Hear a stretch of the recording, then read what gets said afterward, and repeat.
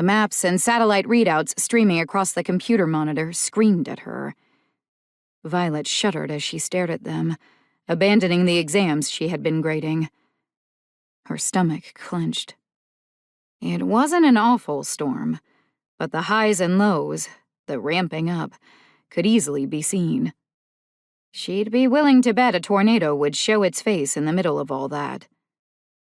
She could hardly tear her gaze from it, the itch to be out in the middle of the storm stronger than anything. It had been months since she'd been able to slide into the Hummer and chase. The thrill it sent through her was a shudder of excitement, and even a little arousal every time. The knock on her door startled her.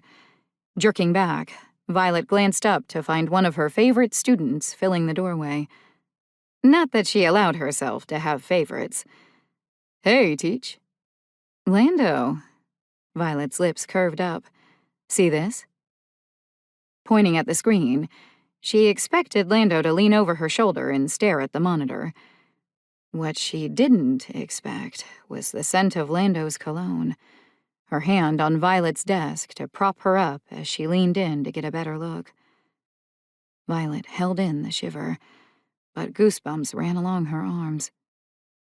Lando squinted at the screen, and Violet had to work hard to tear her gaze from her soon-to-be former student to her computer monitor.